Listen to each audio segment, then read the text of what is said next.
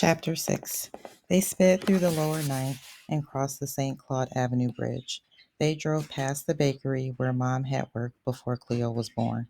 She learned how to make Barry's favorite caramel cake there. Mom's dream was to open her own bakery. They didn't have the money for that now. But one day, Mom always said, one day, she said those words so often they had become the Tucker family motto. One day Barry's dad would have a deal with a record label. One day they'd get rid of their dented old Honda and buy a new one. Maybe even one day Barry wouldn't be so scared of Abe McKay and his friends.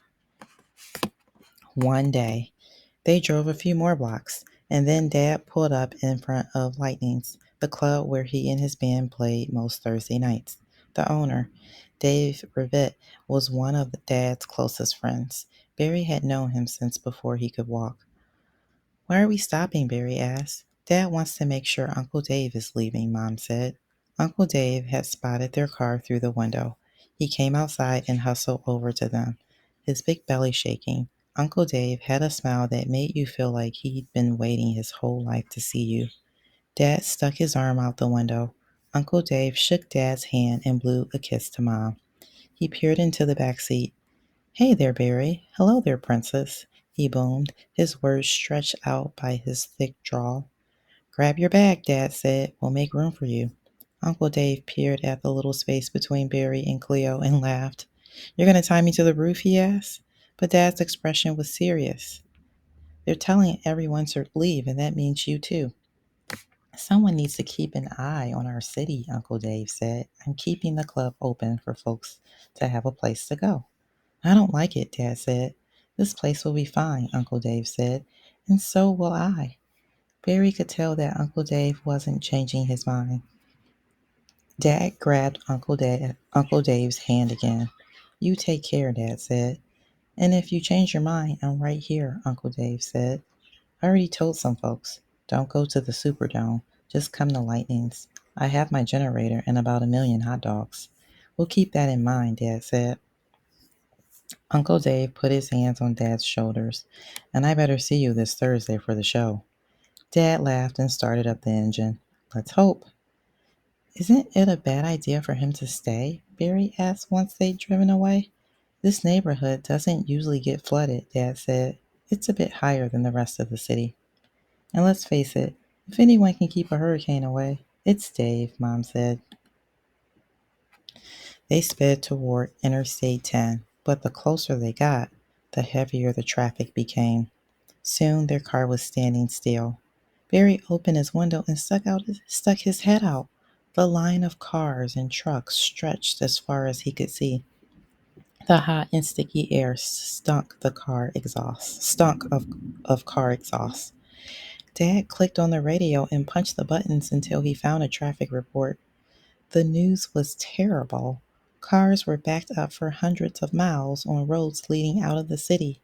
"This will take all day," Mom said softly, reaching into the cooler and taking out a blueberry muffin. Dad patted her leg. Leo fussed, and Barry tried to distract her with one of his stories.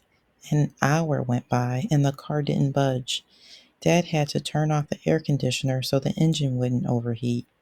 Cleo whined and moaned and finally fell asleep. Another hour passed. They had just moved a few feet. Barry's shirt was soaked with sweat. At this rate, it would be hours before they even got onto the highway, and then they had more than 300 miles to drive. What if they were stuck in traffic when the storm hit? Before Barry could ask that scary question, Cleo woke up and started to wail. And then, as Barry was reaching for her favorite stuffed poodle, a wave of warm soup splashed across his lap.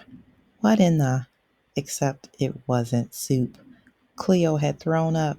She threw up again, this time into the front seat, and again onto the floor.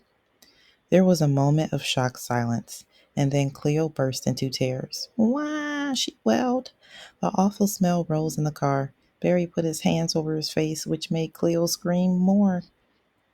Mom unhooked her seatbelt and scrambled into the back seat. Dad rummaged into the glove compartment and found a weight of napkins. Mom started to wipe off Cleo's face. "This little girl's burning up," Mom said.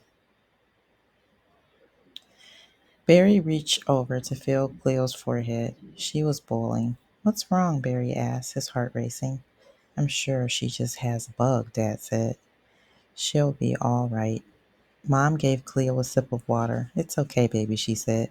Just try to settle down. You'll feel better soon. But Cleo threw up again and again. She screamed so loudly people in the other lanes peered out their car windows. Mom and Dad looked at each other, and Barry understood exactly what they were thinking. There was no way they could get on the highway with Cleo that sick. Sure enough, Dad pulled out of the line and pointed the car back toward home.